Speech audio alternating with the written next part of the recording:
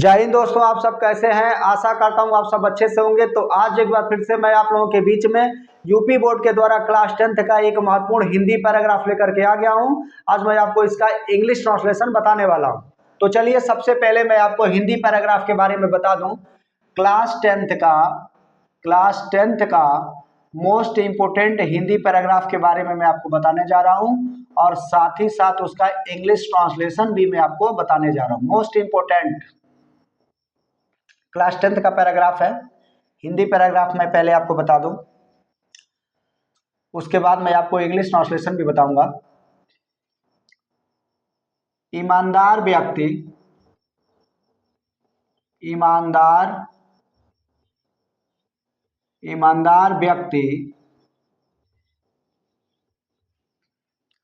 सच्चाई का मार्ग कभी नहीं छोड़ता है। ईमानदार व्यक्ति सच्चाई का मार्ग कभी नहीं छोड़ता है। सत्य बात है, ईमानदार जो लोग होते हैं, कितनी भी मुसीबत आ जाए, कितनी भी उनके जीवन में परेशानियां आ जाए, वह सच्चाई का रास्ता कभी छोड़ते नहीं है। ईमानदार व्यक्ति सच्चाई का मार्ग कभी नहीं छोड़ता है, चाहे कितनी ही विपत्ति उसके जीवन में आ जाए। ईमानदार व्यक्ति सच्चाई का मार्ग कभी नहीं छोड़ता है, कभी नहीं छोड़ता है। वह परिश्रमी होता है, वह परिश्रमी अर्थात मेहनती,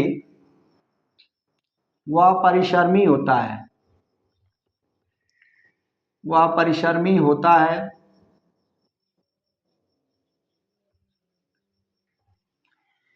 ईमानदार व्यक्ति सच्चाई का मार्ग कभी नहीं छोड़ता है, वह परिश्रमी होता है अर्थात यूं कहें तो मेहनती होता है। वह मेहनती होता है, वह परिश्रमी होता है। वह दूसरे का हिस्सा नहीं लेना चाहता है, वह दूसरे का हिस्सा वह दूसरे का हिस्सा नहीं लेना चाहता है, नहीं लेना चाहता है।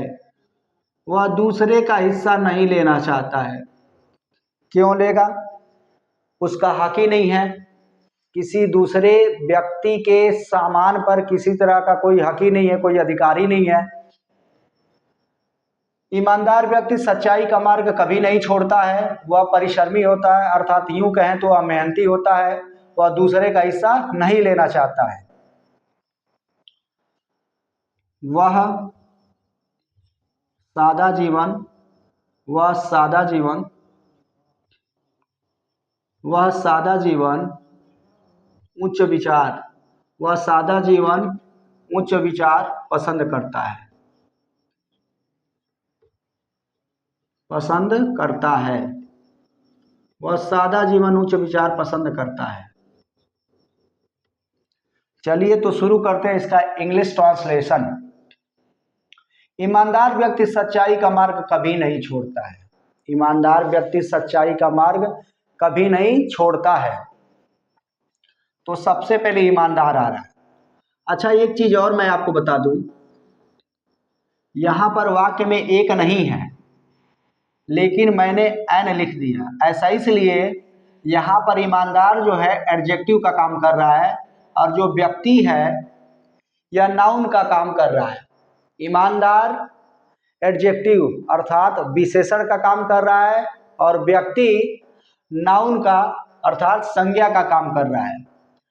तो अगर वाक्य में एडजेक्टिव भी हो, उसके बाद नाउन हो, उसके पहले एक हो या ना हो, हिंदी में एक हो या ना हो, ए और एन का प्रयोग जरूर करते हैं। इंग्लिश में ए और एन का प्रयोग जरूर करते हैं। जैसे मान लीजिए मैंने कहा यह आम है, यह आम है, तो आप इसका अगर इंग्लिश ट्रांसलेशन ऐसे करते हैं, दिस इज, बहुत बारीकी वाली चीज है, बहुत बारीकी वाली चीज मैं आपको बता रहा हूं। This is mango. आपको लगता है कि ठीक ही तो है, या के लिए दिस लिख दिया, है के लिए इसका प्रयोग कर दिया और आम के लिए मैंगो लिख दिया। दिस इज मैंगो, या के लिए दिस, है के लिए इज, आम के लिए मैंगो। या के लिए क्या किया, दिस का यूज कर दिया, दिस लिख दिया, है के लिए इज लिख दिया, आम के लिए मैंगो, मैंगो लिख दीजिए। आपको लगेगा सब ठीक है, कुछ तो नहीं हुआ भाई, सब कुछ तो ठीक ही नजर आ रहा है।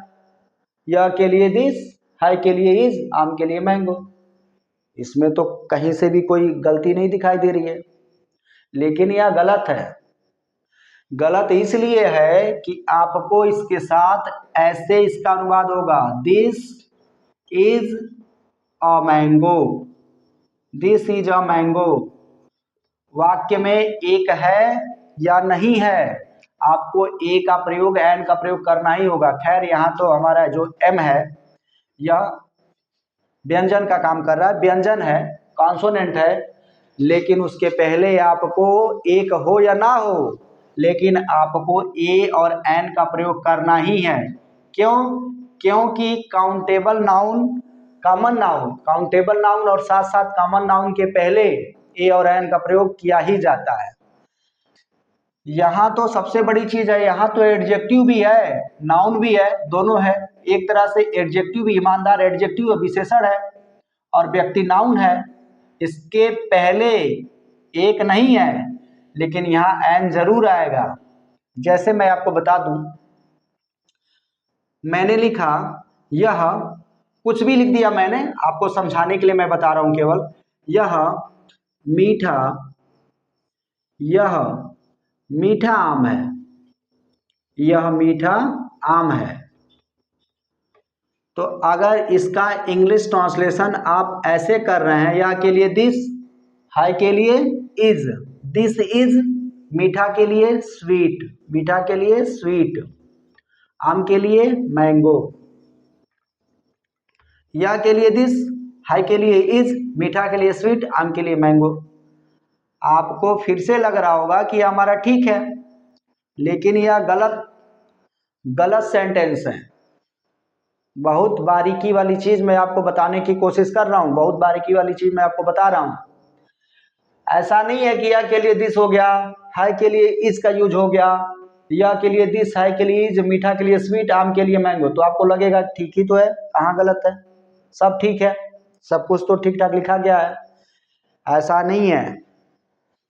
चलिए समझिए, यहां पर मीठा जो क्या है, एडजेक्टिव है, आम क्या है, नाउन है, एडजेक्टिव अर्थात विशेषण, आम क्या है, नाउन है। तो जब यह एडजेक्टिव है और यह नाउन है, तो इसके पहले हिंदी में एक हो या ना हो वो अलग का मैटर है, एक हो या ना हो, आपको इसमें ए का यूज करना ही पड़ेगा, तब जाकर के यह सही होगा। This is a sweet mango, Hindi में एक हो या ना हो, लेकिन एडजेक्टिव भी आए और नाउन भी आए, एडजेक्टिव आए या ना आए, नाउन के साथ भी ए का यूज होता है, नाउन के साथ भी ए का यूज होता है। केवल नाउन आए तब भी ए का यूज होगा, और नाउन के साथ एडजेक्टिव आए तो हर हाल में होगा। केवल ऐसे नहीं हो जाएगा दिस इज स्वीट मैंगो, एक हो या ना हो, this is a sweet mango बोलना पड़ेगा। जैसे यह अच्छा लड़का है, यह अच्छा लड़का है, यह अच्छा लड़का है, तो यहां पर या के लिए दिस, या के लिए दिस, है के लिए इज, अच्छा के लिए गुड, और लड़का के लिए बॉय। आपको एक बार फिर से लग रहा होगा कि सब कुछ ठीक लिखा गया है, ऐसा नहीं है। फिर इसको कैसे लिखा जाए तो ठीक रहेगा, दिस इज गुड बॉय, सब तो ठीक है, या के लिए दिस, है के लिए इज, अच्छा के लिए गुड, बॉय के लिए, सब तो ठीक लिखा गया है, ऐसा नहीं है, यह भी गलत है। देखिए, अच्छा क्या है, एडजेक्टिव है, लड़का क्या है, नाउन है, यह विशेषण है या संज्ञा है। तो जब विशेषण भी आए वाक्य में, संज्ञा भी आए, केवल संज्ञा भी आता है तभी भी ए और एन का यूज होगा, और विशेषण के साथ संज्ञा है तभी भी ए का यूज होगा। तो हम ऐसे लिखेंगे, this is a good boy, अब जाकर के यह सही होगा। आपको ए लगाना पड़ेगा, यहाँ भी मीठा विशेषण है, आम नाउन है, अच्छा विशेषण है, लड़का नाउन है, एडजेक्टिव है, नाउन है, एडजेक्टिव है, नाउन है। तो एक हो या ना हो, आपको करना ही पड़ेगा, ए और एन का यूज करना ही पड़ेगा, हर हाल में करना पड़ेगा, हर हालत में करना पड़ेगा, नहीं तो हमारा सेंटेंस गलत हो जाएगा, हमारा इंग्लिश ट्रांसलेशन गलत हो जाएगा। अच्छा, केवल एडजेक्टिव हो तो ए और एन का यूज करें क्या, इसके बारे में भी मैं आपको बता दे रहा हूं। जैसे यह अच्छा है, यह अच्छा है, केवल मैं लिख रहा हूं यह अच्छा है, किसी नाउन की मैं बात नहीं कर रहा हूं, तो इसका अनुवाद होगा यह अच्छा है, दिस इज गुड। इसके पहले केवल एडजेक्टिव आए तो ए और एन का यूज नहीं किया जाता है। केवल एडजेक्टिव आए, जैसे यहाँ केवल आ जाए ईमानदार, व्यक्ति ना हो, तब तो एन का यूज किया ही नहीं जाएगा। केवल एडजेक्टिव के साथ, केवल विशेषण के साथ ए तथा एन का यूज नहीं किया जा सकता है। विशेषण के साथ नाउन रहना चाहिए, तभी ए और एन का यूज किया जाता है, नहीं तो नाउन रहना चाहिए, विशेषण हो या ना हो, नाउन रहना चाहिए, काउंटेबल नाउन रहना चाहिए, तो ए और एन का यूज किया जाता है, और नहीं तो विशेषण के साथ नाउन आना चाहिए, तब ए तथा एन का यूज किया जाता है। तो यहाँ पर देखिए एक नहीं है, आपको लग रहा होगा यहाँ तो एक नहीं है, तो हमने एन यहाँ क्यों लिखा, ऐसा इसलिए ईमानदार एडजेक्टिव है, विशेषण है, व्यक्ति क्या है, नाउन है, तो यहाँ पर एन का यूज होगा, भले ही एक हिंदी में नहीं है। ईमानदार के लिए ऑनेस्ट, HONEST,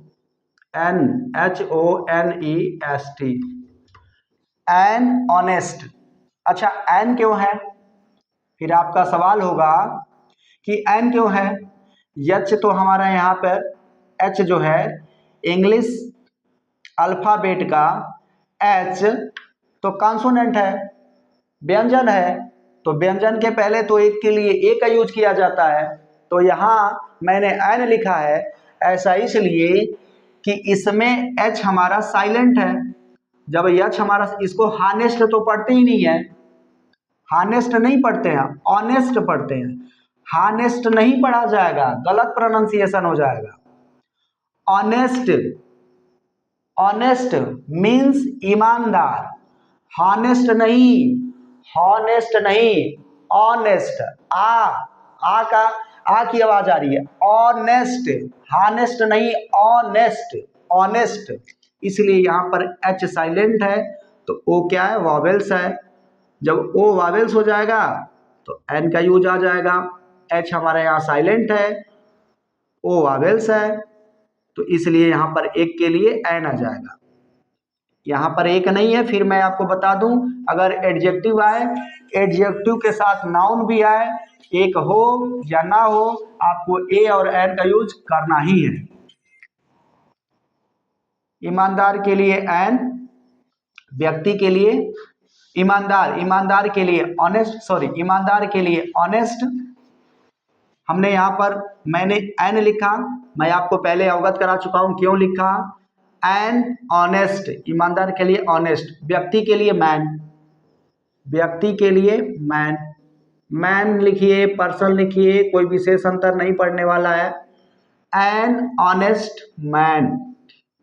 कभी नहीं आ रहा है, कभी नहीं, तो कभी नहीं के लिए इंग्लिश में नेवर का यूज किया जाता है, never, N honest man never, NEVER, N honest man never, N honest man never, ईमानदार व्यक्ति कभी नहीं के लिए हो गया नेवर।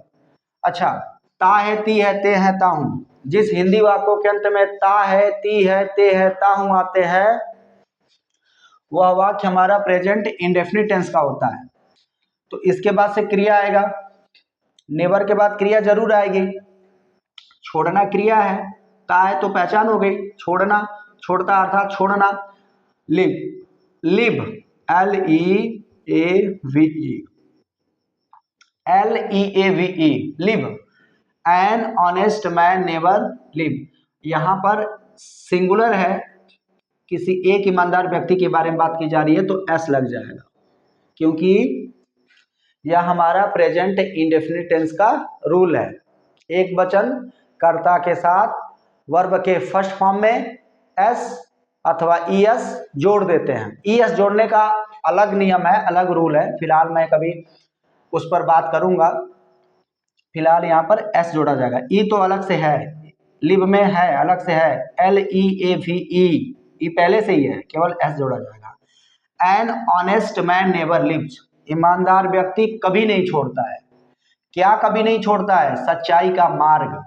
तो मार्ग के लिए यहाँ पर क्या आएगा? मार्ग के लिए आएगा द वे। द वे, वे का मतलब होता है मार्ग, रास्ता, पथ भी लिख सकते हैं यहाँ पर, पथ का भी यूज हो सकता है, PATH, द वे। का की के आए तो ऑफ, सच्चाई, सच्चाई के लिए truthness, TRUTH, truthness, NESS, truthness. Truthness का मतलब होता है सच्चाई। तो हो गया, an honest man never lives the way of truthness. An honest man never lives the way of truthness. आगे बढ़ते हैं। वह परिश्रमी होता है। वह के लिए क्या आएगा? वह के लिए क्या आएगा? ही मीन्स वह है। अच्छा, ता है, ती है, ते है, ता हूं आते हैं तो वहां पर इज, आर तथा एम का प्रयोग नहीं किया जाता है। लेकिन उसके पहले पूरा सेंटेंस, पूरी बात मैं आपको बता दूं। अगर होता है, होती है, होते हैं, जैसे वह धनी होता है, तुम अमीर होते हो, वह चालाक होता है, तो होता है, होती है, होते हैं अगर आते हैं तो वहां पर इज, आर, एम का प्रयोग जरूर किया जाता है। तो यहाँ पर सिंगुलर है तो इज हो जाएगा। इज अपने आप में यह होता है का अर्थ देगा। ही इज परिश्रमी। परिश्रमी के लिए क्या हो जाएगा? डिलीजेंट। डीली, DILIGENT, diligent. He is diligent, वह परिश्रमी होता है, ही इज डिलीजेंट। आगे बढ़ते हैं। वह दूसरे का हिस्सा नहीं लेना चाहता है। वह के लिए ही हो जाएगा फिर से। ही प्रोनाउन है, सर्वनाम है। ही नहीं, बीच में नहीं आता है, सिंगुलर सब्जेक्ट है तो डज नॉट हो जाएगा। Does not, he does not. Does not plural subject के साथ तो डू नॉट का यूज करते हैं, सिंगुलर सब्जेक्ट के साथ डज नॉट का यूज करते हैं, और प्लूरल सब्जेक्ट के साथ, बहुवचनकर्ताओं के साथ डू नॉट का, और एक वचनकर्ताओं के साथ डज नॉट का यूज करते हैं। बहुवचनकर्ताओं के साथ डू नॉट का यूज करते हैं, एक वचनकर्ताओं के साथ डज नॉट का यूज करते हैं। तो ही एक वचन है, सिंगुलर है, प्रोनाउन है। ही डज नॉट, वह का हो गया ही नहीं, बीच में नहीं आ रहा है तो कर्ता के तुरंत बाद does not, he does not. आगे बढ़ते हैं। क्रिया क्या है? क्रिया है चाहना। तायती यते पहचान हो गया, प्रेजेंट इंडेफिनिट टेंस का है, प्रेजेंट इंडेफिनिट टेंस का। चाहता है, चाहना क्रिया है। जिस हिंदी वाक्यों के अंत में ता है, ती है, ते है, ता हूं आते हैं वह वाक्य प्रेजेंट इंडेफिनिट टेंस का होता है। तो डज नॉट नहीं के लिए, चाहना क्रिया तो हो जाएगा want. He does not want, he does not want, he does not want. दो क्रिया है, लेना, चाहना, दो क्रिया है, जिसमें दो क्रियाओं का प्रयोग एक साथ होता है तो एक क्रिया लिखने के तुरंत बाद टू का प्रयोग जरूर करते हैं, करते ही हैं, अवश्य करते हैं। तो यहाँ पर वांट मीन्स चाहना, इसके तुरंत बाद लेना क्रिया है, चाहना लेना दो क्रिया है, डबल वर्ब है, तो एक वर्ब के बाद लिखने के तुरंत बाद टू का प्रयोग जरूर करेंगे, वांट टू हो जाएगा। वांट, वांट टू, वांट के बाद टू लगेगा, वांट टू। वांट टू लेना का हो जाएगा take, want to take, want to take. अब क्या है? दूसरे का हिस्सा। दूसरे, दूसरे के लिए क्या लगेगा? An other, ANOTHER, an other. An other का मतलब होता है दूसरे, दूसरा व्यक्ति, दूसरा कोई, अन्य कोई। तो दूसरे के लिए यहाँ पर अनदर का यूज होगा, इंग्लिश में अनदर का यूज होगा। का की के, बीच में का की के आते हैं, एपोस्ट्रॉफी एस लगा देते हैं, अपोस्ट्रॉफी एस लगा देते हैं। अब यहाँ पर हिस्सा का क्या हो जाएगा, शेयर हो जाएगा, share. He does not want to take another share, he का मतलब वो हो गया वह, चाहता है, नहीं के लिए हो गया डज नॉट, चाहना का हो गया वांट, वांट के तुरंत बाद टू का प्रयोग, लेना का हो गया टेक, दूसरे का हो गया अनदर, यहाँ पर अपोस्ट्रॉफी लग गया, संबोधन का चिन्ह लग गया, एस लग गया, का की के लिए, का की के लिए, उसके बाद से हिस्सा के लिए क्या लग गया, शेयर लग गया। पार्ट भी लग सकता है, ऐसे भी लिख सकते हैं, शेयर अर्थात, अथवा शेयर पार्ट ऑफ अनदर, ऐसे भी लिख सकते हैं, टेक शेयर ऑफ अनदर या टेक पार्ट ऑफ अनदर, दोनों तरीके से लिख सकते हैं। आगे बढ़ते हैं। वह सादा जीवन उच्च विचार पसंद करता है, वह के लिए ही, वह के लिए ही पसंद करता है, क्रिया है पसंद करना, लाइक हो जाएगा, लाइक LIKES, ही लाइक्स, वह पसंद करता है अर्थात उसे पसंद है, वह पसंद करता है अर्थात उसे पसंद है। ही लाइक्स क्या पसंद करता है, सादा जीवन उच्च विचार। सादा जीवन के लिए क्या लगेगा, सादा जीवन के लिए लगेगा simple, SIMPLE, simple living, LIVING, simple living, सादा जीवन। उच्च विचार, उच्च विचार के लिए ही लाइक्स सिंपल लिविंग, सादा जीवन उच्च विचार, ही लाइक्स सिंपल लिविंग। अब इसमें दो चीज है, सादा जीवन उच्च विचार, तो अलग से दो चीजें हो गई, अलग अलग हो गई, एक तो सादा जीवन है, एक उच्च विचार है, तो इसमें हम अलग से एंड का यूज जरूर कर सकते हैं, भले ही और नहीं है, लेकिन सादा जीवन उच्च विचार को अलग अलग करने के लिए एंड का यूज जरूर हो सकता है, और नहीं है लेकिन हो सकता है। ही लाइक्स सिंपल लिविंग, उसके बाद एंड उच्च विचार, उच्च विचार, high thinking, high thinking, THINKING, he likes simple living and high thinking. और है नहीं, लेकिन यहाँ पर सादा जीवन उच्च विचार को अलग अलग करने के लिए एंड का यूज जरूर कर सकते हैं। ऐसे भी लिख सकते हैं, ही लाइक्स सिंपल लिविंग, कामा लगा सकते हैं, हाई थिंकिंग, ऐसे भी कर सकते हैं, कोई दिक्कत नहीं है। जैसे आप कमेंट करें इस सेंटेंस को, ही लाइक्स सिंपल लिविंग, कामा लगा दीजिए, उसके बाद हाई थिंकिंग लिख दीजिए। अलग अलग करने के लिए और है नहीं, लेकिन एंड का यूज यहाँ पर कर सकते हैं बीच में, अलग अलग दिखाने के लिए। तो आशा करता हूँ यह हिंदी से इंग्लिश ट्रांसलेशन आपको अच्छी तरह से समझ में आया होगा। तो मिलते हैं नेक्स्ट वीडियो में, तब तक के लिए जय हिंद।